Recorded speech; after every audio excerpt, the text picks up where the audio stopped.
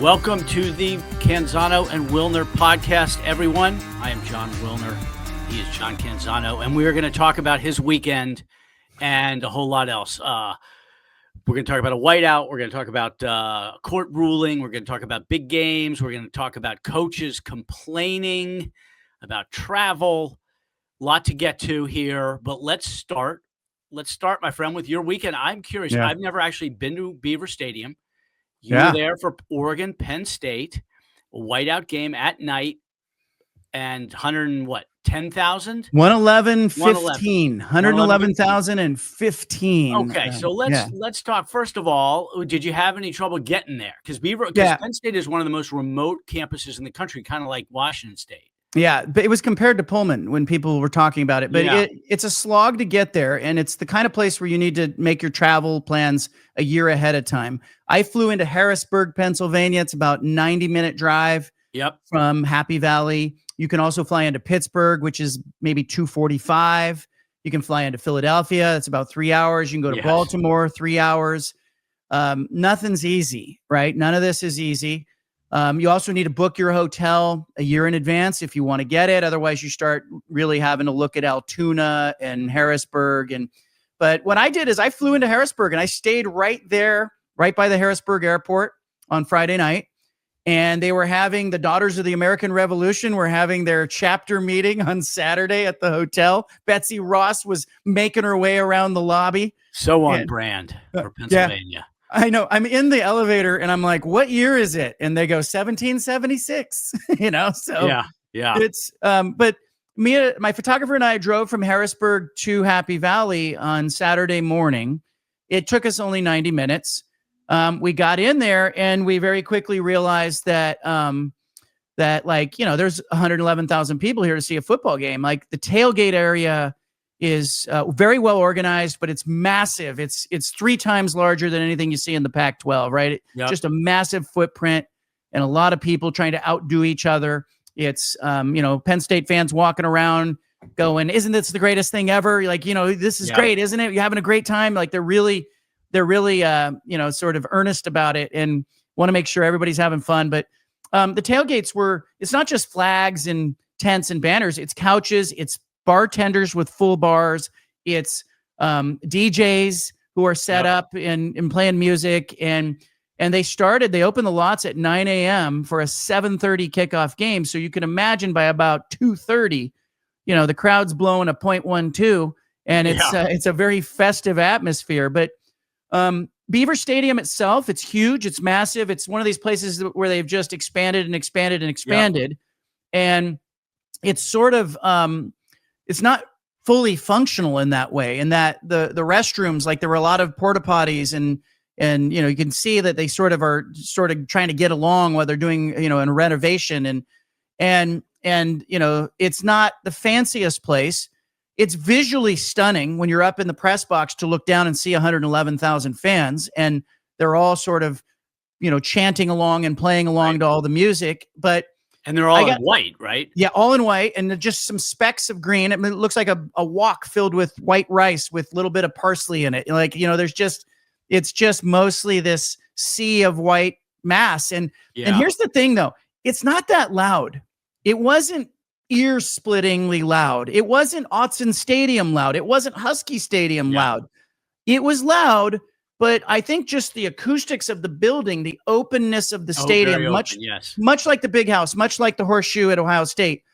It's a lot of people, but the sound just sort of dissipates as it comes up through the venue.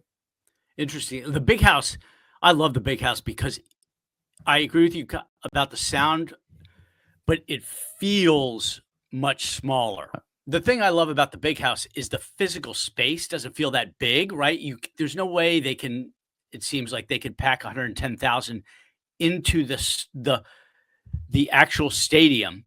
One thing I noticed about the game at Beaver Stadium was it looked like the Oregon section was like up near Erie, right? They were like way out there. Yes. Right?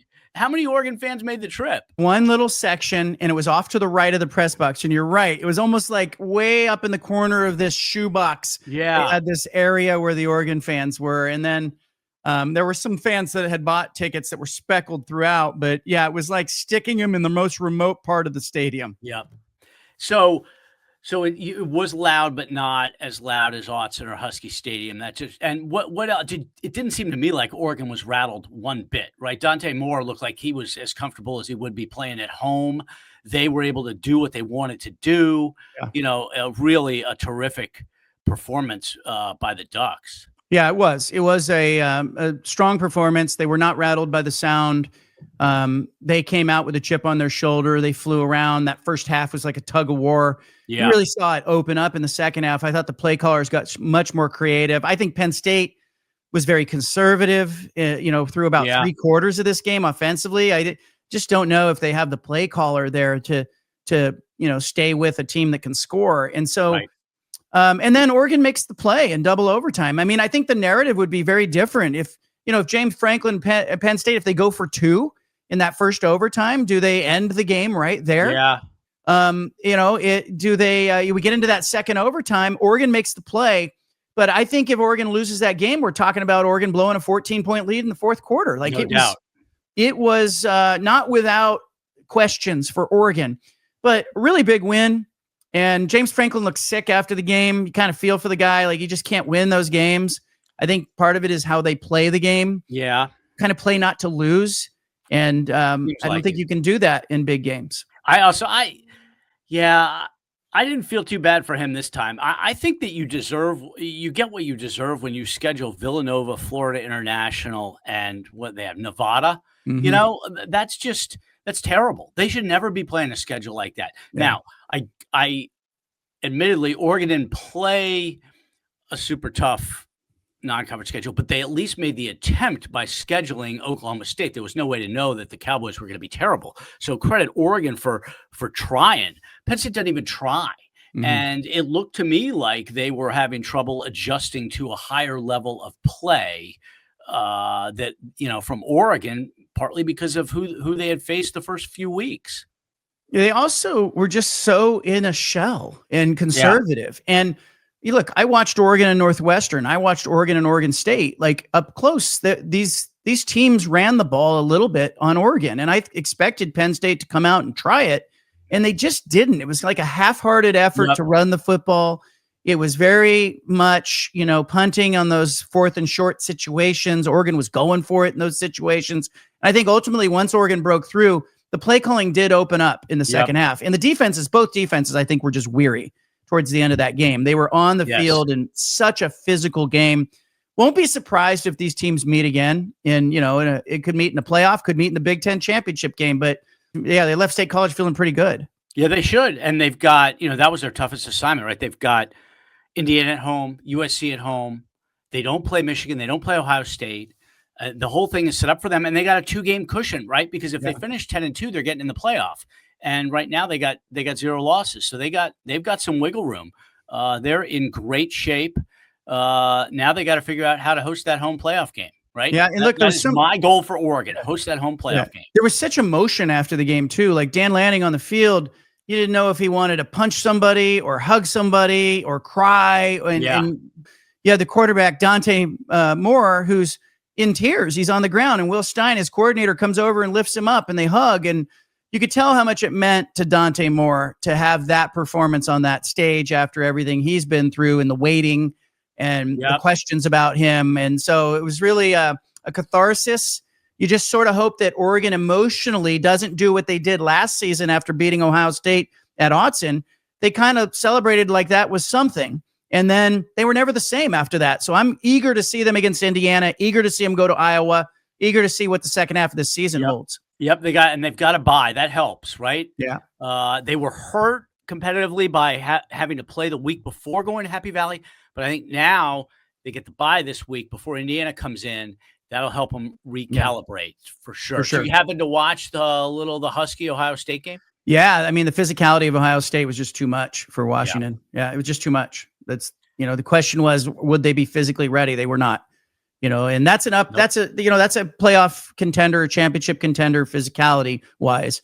So that's where Washington is right now. But I would like to see Washington against the mid-tier teams in the Big Ten. How do they hold up from a physical standpoint against the Illinois, Minnesota, Iowa, that middle group? How do they hold up? It was an interesting contrast, I thought. Here you got Oregon winning, huge game in a whiteout, and then USC can't hold a lead at Illinois. Yeah. Washington completely outplayed by Ohio State, and then you got UCLA, right? So, again, Oregon at a different level competitively in the Big Ten than the other three West Coast schools. There's nobody better positioned in this era to succeed than Oregon. The rails are off, portal, NIL. It's Oregon's time. There's a window here, and you can feel Oregon trying to seize the moment and climb through that window. The window for the Ducks is there. Yep, it is. And it's like everything that they have done prior to the portal, prior to NIL and rev share, set them up for this moment. Yeah. Let's pivot a little bit to the news of the week. Oh, okay. Pac-12 Mountain West lawsuit, judge in Northern California denying the Mountain West motion to dismiss this lawsuit. Where do you fall on this? What do you start with? Well, it seemed to me like this was the most likely outcome, was that she was going to dismiss the motion. And I read through the ruling, and it's pretty comprehensive. So we'll see. It's not obviously it's not a final judgment, but I think if you're would you rather be the Mountain West or the Pac-12 at this point in this Pac-12? You'd rather be the Pac-12. Yeah. Absolutely. So, and I don't know necessarily. We should remind folks that there is a separate lawsuit, right? Pac-12 versus Mountain West is over the poaching penalties, $55 million. Then you have the exit fee lawsuit, which is the three of the departing schools, Utah State, Colorado State, Boise State, sued the Mountain West over exit fees. That is a separate case, has nothing to do with what happened Tuesday in Northern California. And I don't know who I'd rather be in that one. I think the Mountain West has got a better position in that one than it does with the Pac-12. I think both of these suits end in a settlement, but I now look at the Pac-12's leverage position. It's immensely enhanced. There's tremendous risk here for the Mountain West with discovery and the potential for the Pac-12 to find something in there that says that the Mountain West acted, not just violating antitrust laws, but did they act in bad faith in trying to put the Pac-12 out of business? And so if I'm the Mountain West, like, you've lost your leverage here, and now you have this whole pot of money that you were supposed to use to hold your conference together. It's jeopardized. And now you really do have the exit fees lawsuit. You hold the advantage in that one, but I think you lose a little bit of leverage there too, because you need that money so badly to survive, and you need it before July 1 of 2026 if you're the Mountain West. And so the length or the duration that these suits could drag out creates a problem. I had an attorney look at the grant of rights that UNLV and Air Force and everybody signed when they said they're staying and we're going to receive all this money. That grant of rights, if the Mountain West doesn't deliver those payments on July 1, they have a $61 million payment due. They don't deliver the payments to members. Those members could sue. They could sue for breach of contract. They could sue and have the grant of rights unwound to the original grant of rights, which would give them an exit to not to just a Power 4, but to any conference. There's some peril here for the Mountain West. It's dicey. So it is, and there's no chance that the Pac-12 suit's going to get settled by that. No. Well, it could get settled, but it's the court process. No, is not going to be finalized by next summer. There's no way. So I'm told that the Mountain West negotiations with the departing 5 schools ended with the Mountain West's best offer at $18 million a school. They came down from $20 million to $18 million. The schools that are departing, I think, want to pay somewhere around $8 or $10 million. I think they end up at like 12 or 15 million, somewhere in the middle there. But that settlement discussion, I think, has to be run parallel to what's going on with the Pac-12's lawsuit, because if I'm the Mountain West, I need the money, and you may get nothing from the Pac-12. Yeah, I mean, if you think about it in totality, right, the Mountain West could have, had reason to think that between the two, there's about 155 million at stake, right? 155 million. And they could end up with 60, 70, we don't know exactly, but it could be about half that. And then they've got to really think about how they're going to deploy those resources if they're left with 50% of the amount that they expected when they made all those promises. This thing is turned into Squid Game. It's an elimination game.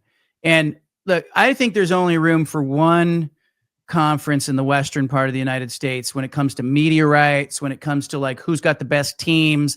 There's only room for one. And, maybe there should have been a consolidation, but I don't think that the top teams that left the Mountain West were interested in subsidizing the bottom half of that league anymore. And, unfortunately, it's the name of the game. You're going down the food chain here, SEC to Big 10 to Big 12 to ACC to, you're going down the food chain. And the next arm of this will be when the Mountain West turns around and goes, okay, we need to go after Montana or Montana State, and then the Big Sky is in the same position. But I think, look, I don't think anybody wants the Mountain West to go away, but I think they want a resolution that allows these schools to go on and live and play and compete and try to exist in this crazy college football world. Yeah, I think that there is enough room for two, but it is at a very cheap price, so to speak. I don't know. And it's interesting that the Mountain West has certainly not announced a media rights deal. Now, maybe they are very close to something behind the scenes, but if you are, one of the networks, you need some assurances, right? Yeah. Who's going to be in the conference? And it's hard to get those assurances with this 2 lawsuits. They're defendant in 2 suits, and it's a tough position, but we're well inside of a year before their media rights deal expires, right? Next July 1st, and they've got nothing. Pac-12 has got 2 deals down, and we'll see if the 3rd or 4th come anytime soon here, but you certainly would rather be the Pac-12 at this point. Yeah, I sort of wonder if that 3rd or 4th piece of the Pac-12's deal relies upon what's going to happen in the Mountain West. I can't help but think that way. Let's point ahead to the weekend. Where are you looking as far as this weekend's games? Oh, boy. I think that, well, first of all, it's an interesting weekend because there's a lot of teams on bye, especially legacy Pac-12 schools that are off this week. I am watching, I think Boise State Notre Dame is going to be real interesting. Everybody's going to compare it to Boise State, Oregon last year. I think the Broncos will be hard pressed to be that competitive, but that's a big game, not only for Boise, but for the Mountain West, for the new Pac-12, for the whole group of 5, don't you think? It is. And it's a big game for Notre Dame, who doesn't have, a game on their schedule left that gives them, a real signature moment. And I think this is maybe the closest thing they'll have to it. Notre Dame has to be interested in style points. So Notre Dame's looking at not only winning this game, but trying to send a message to the committee about how worthy they are of inclusion. And meanwhile, Boise State is seeking this validation that they lost, in that opener. It killed them to lose to South Florida the way they lost. So here comes this great opportunity. I think Boise State's got a lot riding on it. Notre Dame's got a lot riding on it. I'm also looking in another direction because of where I am, geographically. I can't help but look at Oregon State, who is 0-5 and has had special teams nightmares in 2 losses. They're going to Appalachian State, Wilner, which is not an easy place to go to and play. It is not. And it's a must win for Trent Bray. This is a must win. And I never thought I'd say that. So I'm eager to see, will Oregon State handle Appalachian State the way Boise State did a week ago? Yeah. And the Beavers looked a little bit better against Houston. I thought should have won. Should have won the game. Yeah. I'm also curious about Vanderbilt at Alabama. Alabama's coming off the win against Georgia, but lost at Vandy last year. So Alabama's actually got the revenge factor in its favor. Lost at Vandy. And to me, it's interesting because if Vandy goes into Tuscaloosa and wins, just what that would say about the flattening of the talent at the top, especially in the SEC. I mean, you could write off one game last year. Vandy wins in Nashville. Alabama had just beaten Georgia. You could just say, all right, complete fluke, huge upset, complete fluke. But if they do it again, then it's not a fluke. Then it is a confirmation of a leveling of the talent. So to me, it's a real. It's kind of a window into the broader landscape here for a lot of the big brands that have dominated the sport. Yeah, and I think we're going to see one of the big questions I have moving forward in the next 2 or 3 years is, can the non-blue bloods, can the non-big brands, can they stay with, with those schools within their own conference? And Vandy's a great example of that. The Purdue and Indiana are an interesting study in the Big Ten, as Indiana is surging and Purdue's trying to find its way, and Rutgers in the Big Ten. Will they ever get traction? So I think there's a lot of these questions within these conferences. Yeah, that actually is a good segue to my last game that I'm watching is Washington at Maryland. And we can get into this for a whole bunch of reasons, including our next topic. But Washington just plays Ohio State at home. Now they got to go all the way across the country. Maryland has been off for 2 weeks. Maryland got a bye before hosting Washington at home. There is no greater competitive disadvantage in college football, I think, than if you're the road team and the home team has had 2 weeks off and you haven't. And not only that, the Huskies are traveling 3,000 miles. It is a very difficult assignment for them. And Maryland's actually pretty good. They're undefeated. They got a really talented freshman quarterback, Malik Washington. The Huskies are in trouble here, I think, and the circumstances are a big part of it. Yeah, and I think that fascinated by sort of the other stuff and the circumstances being like the major storyline. Speaking of that, let's segue right into the travel complaints. You're hearing a number of coaches, Lincoln Riley complaining about kickoff times, Dan Lanning complaining about prep time before games. You talked to Lanning about this. Why don't you tell the listeners what he said to you? Well, look, he brought it up in his news conference maybe a week before he came on my show. And he was saying essentially there are like 7 or 8 games this season where the opposing team has more time to prepare. And you and I both looked at the schedule, and it's more like there's 4 times where the opposing team has a larger time. But that's college football head coach math. Yeah. And so, but the point being, he goes on to make this point. I'll say this so you don't have to, but Michigan and Ohio State, this wouldn't happen to them. But Penn State's coming off a bye. You're not. That has to stick in your craw a little bit. Like, can you make a little noise about that? Will the Big Ten listen? Yeah, no comment. Yeah, I'll say it, so you don't have to. He said no comment. Somebody should, right? We're traveling 16,000 miles this year, and we play 7 teams that have more prep time than we do. That's unique, isn't it? And I keep saying, it's almost like they didn't want us in the Big Ten or something, right? I'm just looking at it going, we snuck our way in, didn't we? But my point is, this is what you signed up for. You knew this was part of the bargain. You knew the kickoff times. You weren't going to get the best kickoff times. You're going to play in the late window when you're home on the West Coast. You're going to play early when you go east. You're going to be in situations where you're reminded you're not Ohio State and Michigan on a regular basis. This is what you signed up for. Don Draper said it in Mad Men. This is what the money's for, right? This is what you signed on for. Yeah, and it's in Oregon and Washington's case. This is what half the money's for, right? Right. The half the revenue shares for the TV stuff. Yeah, I mean, I get a kick out of that. And Lincoln Riley started the whole thing because he was talking about how USC had to play. They played an 8:00 kickoff game, 8:00 kickoff in the Coliseum against Michigan State, and then the next week they're playing 9 a.m. body time at Illinois. We don't make the schedule. He says, I mean. The last place you want to hear that complaining is from USC, right? Yeah. The school that started the whole thing. Yeah. Are you new here, Lincoln? Yeah. I mean, are you the new guy? What did you think? And USC's at least getting a full share of the media revenue. Yeah. But it's a terrible look, especially I think it's a terrible look for any of these coaches or any of these schools to be complaining about the kickoff times or the travel, but it's especially bad for USC. Yeah. And Riley, I think, can't help himself. But the interesting thing to me was last week, the coach who didn't say anything is Jed Fish, and he actually has reason to complain because of that Maryland game.